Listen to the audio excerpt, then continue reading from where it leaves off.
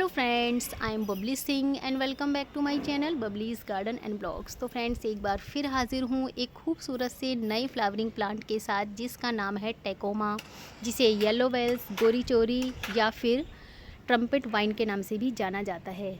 तो हमारे राजस्थान का ये बहुत ही पॉपुलर प्लांट माना जाता है, गोरी चोरी। और यहाँ राजस्थान में आपको सड़कों के किनारे, पार्कों में, मंदिर में, हर जगह ये लगा मिलेगा। और इसकी वजह ये है कि ये बहुत ही लो मेंटेनेंस प्लांट होता है, बहुत ही कम पानी की से ज़रूरत होती है और फूल इस पर इतने ज़्यादा खिलते हैं तो एक टाइम पर तो ऐसा लगता है कि जैसे किसी ने येलो कलर के बल्ब्स इसमें लगा दिए हों। और इसी तरह ये देखिए गुच्छे में फूल खिलते हैं, पूरे गुच्छे गुच्छे जो है प्लांट पे जो है भरे हुए होते हैं। और बहुत ज़्यादा जो है, मैं कह रही हूँ कि मतलब इतना आसानी से ये हो जाता है। तो मैंने इसी प्लांट की, गोरी चोरी की, कम से कम 5 प्लांट रेडी किए हुए हैं जो कि लगभग इतने ही बड़े हैं। और 6 साल पहले मैंने इसकी सबसे पहली वैरायटी मतलब प्लांट लगाया था और आज इसके मैंने इतने बड़े बड़े और इससे भी बड़े हैं 2 प्लांट, तो उनको मतलब कि लगाया है जिन्हें 6 साल हो गए हैं और बहुत ज़्यादा देख रेख की ज़रूरत होती नहीं। तो मैंने सोचा चलिए आपसे भी इस सुंदर से प्लांट के बारे में शेयर करती हूँ, बताती हूँ। और आप इसे अपने गार्डन में ज़रूर ऐड कीजिए। अगर आपको इसकी कटिंग्स कहीं से मिलती है तो आप इसकी कटिंग ले आइए, नहीं तो इसके शीड्स भी आते हैं, इस पर फलियाँ बनती है। अगर आपको शीड्स भी मिलते हैं तो आप शीड्स ला कर के भी लगा सकते हैं। लगाने का जो समय है वो फरवरी मार्च से लेके आप कभी भी लगा सकते हैं। इसकी जो फ्लावरिंग है वो लगभग पूरे साल होती है और गर्मी से और रेनी सीज़न में तो जैसे कि इस पर फूलों की बहार ही आ जाती है। तो मेरे यहाँ पर ये बहुत दिन से इस पर इतने ज़्यादा फूल खिल रहे थे, लेकिन जैसे कि अभी यहाँ ना बहुत ज़्यादा बारिश चल रही है तो लगभग क्या होता है कि मॉर्निंग और इवनिंग के टाइम पर ज़्यादा बारिश होती है। जैसे मतलब कि वीडियो बनाने का टाइम होता है ना मेरा, तभी ज़्यादा बारिश आती है तो वीडियो बन नहीं पाती है। लेकिन और अभी इसके फूल बहुत कम हो गए हैं। पूरा जैसे ये वाला गुच्छा आप देख रहे हो ना, पूरा प्लांट इसी तरह वाले गुच्छे से भरा हुआ था, तो बाकी पे तो कम हो गए हैं। तो इतना ज़्यादा सुंदर लगता है ना बरसात के समय ये प्लांट, तो बिल्कुल कंट्रोल नहीं होता, रहा नहीं जाता। ऐसा लगता है कि बस सबसे मतलब आपसे शेयर करूं, क्योंकि आप इस सुंदर से प्लांट को ज़रूर अपने गार्डन में लगाइए। तो इसकी कटिंग से और सीड्स से, दोनों से आप इसे लगा सकते हैं। दोनों से बहुत आसानी से हो जाता है। इसमें सीड्स भी बनते हैं, मैं आपको दिखा देती हूँ। अभी इसके तो ख़त्म हो गए हैं, तो ये देखिए इस तरह से इसके ये सीड्स हैं। ये देखिए लंबी लंबी फलियाँ, ये छोटी है थोड़ी, इससे लंबी लंबी फलियाँ हो जाती हैं। तो ये वाली सीड से भी ये उग जाता है। और मेरे गार्डन में अभी क्या है ना कि जैसे कि इस प्लांट को ना 6 साल हो गए हैं लगे हुए, इन प्लांट्स को, जो भी मेरे गोरी चोरी वाले प्लांट हैं। तो अब क्या ये शीट से भी जर्मिनेट होने लगे हैं। तो हमने स्टार्टिंग में जो है, शुरू में मैंने इसकी एक ही प्लांट लगाया था कटिंग से, और उसके बाद हमने 2 प्लांट और कटिंग से किए थे। लेकिन अब मेरे गार्डन में ये जो है 2-3 प्लांट जो है सेल्फ जर्मिनेट हुए। तो लास्ट ईयर मैंने आपको एक वीडियो शेयर किया था, उसमें दिखाया था इसके 2 प्लांट जो है 3 प्लांट सेल्फ जर्मिनेट हुए थे। और वो जो है हमने किसी को दे दिए थे और प्रोफेसर जी ने वो जो है कहीं लगवा भी दिए थे। तो इस तरह से अब ये सेल्फ जर्मिनेट हो जाते हैं। शीड्स जो बनती है ना, फलियाँ, जब वो ब्राउन कलर की हो जाती हैं तब आप उनको तोड़ के रख सकते हैं। और रेनी सीज़न में आप उनको अगर लगाते हैं तो आपके जो सीड्स हैं वो जल्दी जर्मिनेट होते हैं। और कटिंग से भी इन्हें लगाना बहुत आसान है, तो मैंने कटिंग से ही लगाए थे जैसे मैंने आपको बताया। तो आप जब भी कटिंग लगाते हैं, लेते हैं, तो आपको क्या करना है, कटिंग सबसे पहले एक तो कटिंग पेंसिल के बराबर मोटी होनी चाहिए और उसी के बराबर जो है करीब लंबी होनी चाहिए। और जब आप कटिंग्स लगाते हैं तो उसको आधा काटना है, नीचे का पार्ट जो है, ठीक है। और उसमें कम से कम 2 नोट पार्ट होने चाहिए जिसको आपको सॉइल में इंसर्ट करना है। मतलब 2 नोट पार्ट को आपको मिट्टी में ज़रूर अंदर करना है। और जब आप कटिंग्स को लगाएंगे तो थोड़े दिन आपको क्या करना है कि उसको ना शेड में रखना है, बहुत ज़्यादा तेज़ धूप में नहीं रखना है। और पानी आपको इस तरह से देना है ताकि उसमें मॉइस्चर बना रहे। मतलब कि आपको ओवर वाटरिंग नहीं करनी है, बस आपको उसमें मॉइस्चर मेंटेन करके रखना है। बस इतनी बातों का आप ध्यान रखिए, उसके बाद देखिए आपकी कटिंग कैसे नहीं होती।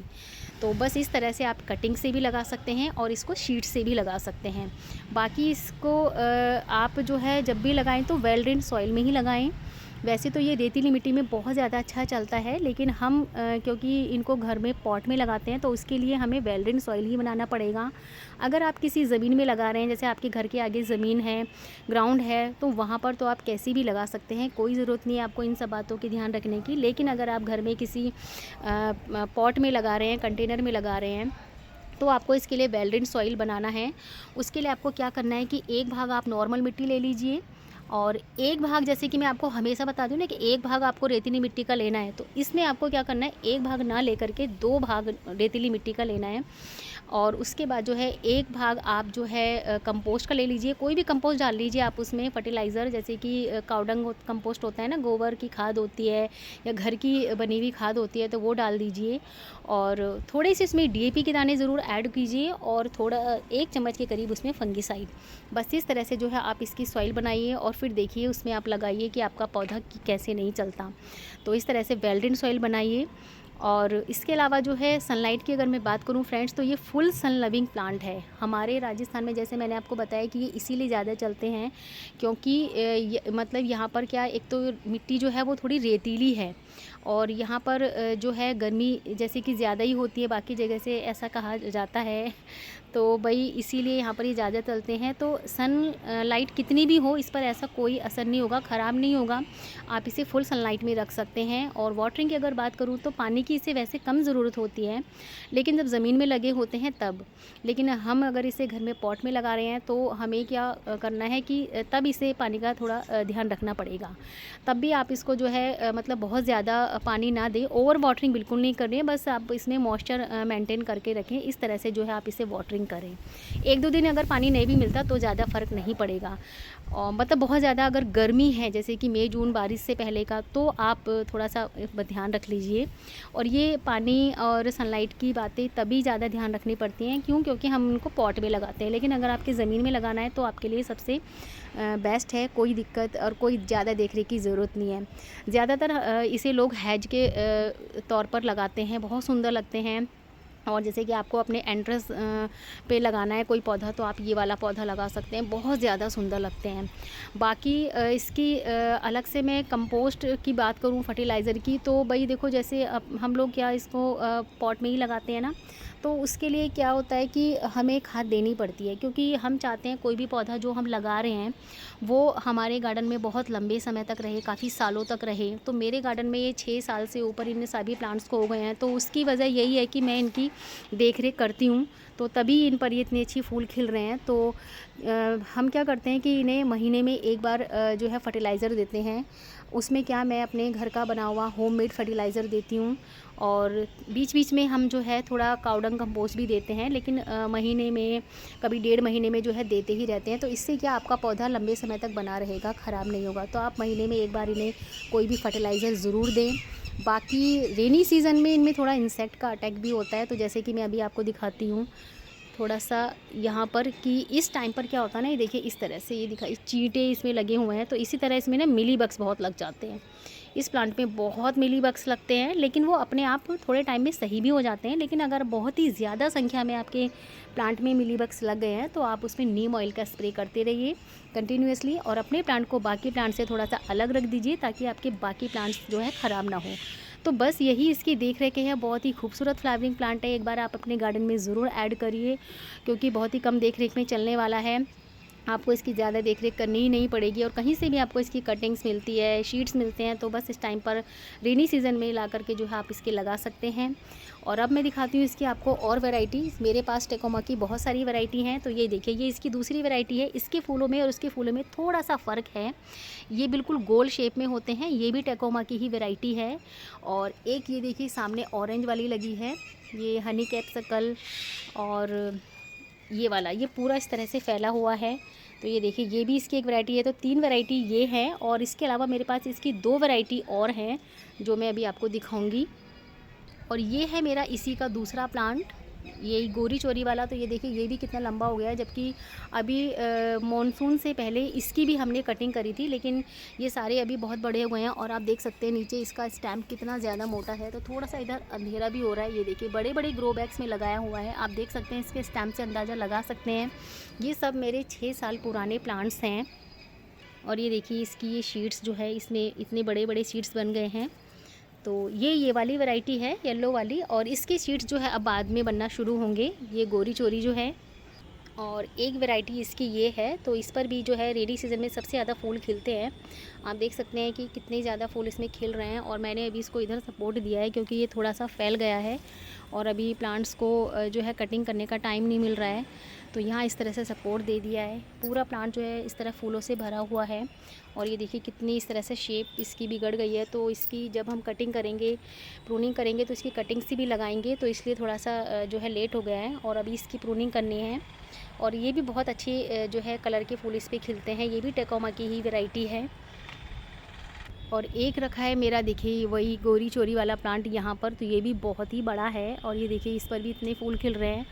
तो रेनी सीज़न से पहले हमने इन सब की बहुत ही हार्ड प्रूनिंग की थी, लेकिन जैसा मैंने बताया है कि रेनी सीज़न में ही सिर्फ इन पे इतनी ज़्यादा जो है ग्रोथ हो गई है, तो अभी बाद में सबको इनको जो है फिर से इनकी हार्ड प्रूनिंग करेंगे। ये भी काफ़ी बड़ा है।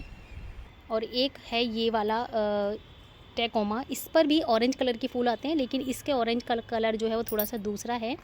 और वैसे मैंने आपसे ये शेयर किया है, अभी कुछ टाइम पहले मैंने इन सभी की वीडियो बनाई थी, सभी में सारे कलर्स के जो है टेकोमा के फ्लावर्स दिखाए थे। तो चलिए चलते हैं अपने उस मेन प्लांट के ऊपर। ये देखिए कितना ज़्यादा सुंदर लग रहा है दूर से ये। और यहाँ पर मेरे कुछ गार्डन का नज़ारा आप देख लीजिए। तो बारिश की वजह से सारे प्लांट्स इतने लैगी हो गए हैं और बस सभी की प्रूनिंग करनी होगी। यहाँ देखिए अभी आज मतलब कि बरसात में भी जो है मेरे पोर्टुलाका जो है अभी तक खिले हुए हैं सारे। थोड़ी सी शाम हो गई है तो अब थोड़ा सा दिख भी कम रहा है। और ये देखिए, तो इस तरह से आज ये सारा जो है पूरी जानकारी मैंने आपको गोरी चोरी इस टेकोमा प्लांट की दी है। आप इसे ज़रूर एक बार अपने गार्डन में लगाइएगा और इसकी ना आप हर साल प्रूनिंग ज़रूर कीजिए और करीब 2 या 3 साल में इसको मतलब कि रिपोर्ट ज़रूर कीजिए। मतलब जैसे रूट प्रूनिंग होती है ना, तो एक बार मतलब उसको रिपोर्ट भी करना ज़रूरी होता है, जैसे कि 3 साल या 2 साल बाद। 1 साल बाद तो नहीं, 2-3 साल बाद आप कर सकते हैं। उससे क्या होता है, प्लांट की ग्रोथ अच्छी होती है और प्लांट ना बहुत सुंदर लगते हैं देखने में। जब तक आप इनकी प्रूनिंग नहीं करेंगे, शेप नहीं देंगे, तो आपके प्लांट जो है देखने में बेडोल से लगते हैं। तो प्रूनिंग करना टाइम पर बहुत ज़्यादा ज़रूरी है। तो अब मैं भी बरसात के बाद इन सभी की प्रूनिंग करूँगी और आपसे शेयर भी करूँगी। तो बस ये जानकारी थी मेरे सुंदर सी गोरी चोरी प्लांट के बारे में, जो कि हमारे राजस्थान का बहुत ही पॉपुलर खूबसूरत प्लांट है। और मैं चाहती हूँ कि आप सभी इसको अपने गार्डन में इस बार ज़रूर ऐड करें। इसकी पूरी जानकारी मैंने आपको दी है। अगर कोई आपको कहीं भी इसकी जानकारी में कोई कमी लगती है तो आप कमेंट करके पूछ सकते हैं या कुछ पूछना चाहते हैं तो। बाकी एक बार आप इसे ज़रूर लगा करके देखिए अपने गार्डन में, तो आपको बहुत ज़्यादा अच्छा लगेगा। तो बस फ़िलहाल तो फ्रेंड्स वीडियो में इतना ही। जानकारी अगर अच्छी लगी, वीडियो अच्छा लगा, तो प्लीज़ मेरी वीडियो को लाइक कीजिएगा, शेयर कीजिएगा और मेरे चैनल को सब्सक्राइब करना ना भूलें। मिलते हैं नेक्स्ट वीडियो में नेक्स्ट टॉपिक के साथ। तब तक के लिए friends bye bye, take care, happy gardening.